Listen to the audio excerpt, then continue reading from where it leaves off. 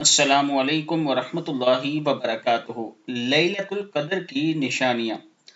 حضرت ابن عباس رضی اللہ تعالیٰ عنہ فرماتے ہیں کہ رسول اکرم صلی اللہ علیہ وآلہ وسلم نے لیلۃ القدر کی چند نشانیاں فرمائی ہیں۔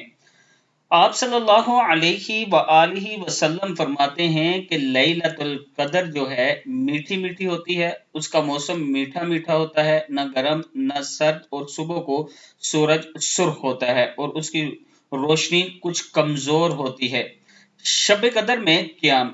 نبی اکرم صلی اللہ علیہ وآلہ وسلم نے فرمایا، جو شخص ایمان اور ثواب کی نیت سے شب قدر کا قیام کرتا ہے، اس کے پچھلے گناہ معاف کر دیے جاتے ہیں۔ شب قدر کا قیام کرتا ہے، اس کے پچھلے گناہ معاف کر دیے جاتے ہیں۔ صحیح بخاری کی حدیث ہے۔ حضرت مولا کائنات علی المرتضیٰ رضی اللہ تعالیٰ عنہ فرماتے ہیں، جو کوئی شب قدر میں سورہ قدر 7 مرتبہ پڑھتا ہے، اللہ تبارک و تعالیٰ اس سے ہر بلا سے محفوظ فرما دیتے ہیں، اور 70,000 فرشتے اس کے لیے جنت کی دعا کرتے ہیں۔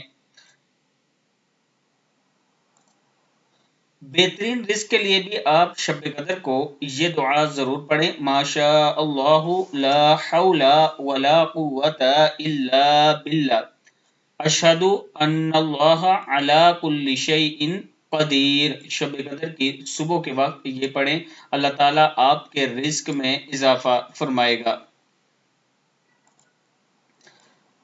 شب قدر میں یہ دعا ضرور پڑھیں، اللہم انک عفو تحب العفو فاعف عنی۔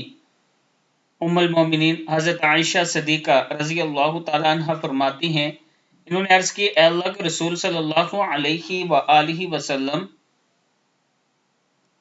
اگر میں لیلۃ القدر پا لوں تو کیا دعا مانگوں؟ آپ صلی اللہ علیہ وآلہ وسلم نے فرمایا، اللہم انک عفو تحب العفو فاعف عنی، اے اللہ تو بہت زیادہ معاف کرنے والا ہے، تو معاف کرنا پسند کرتا ہے، لہٰذا مجھے معاف فرما دے، آمین۔ صدق اللہ العظیم۔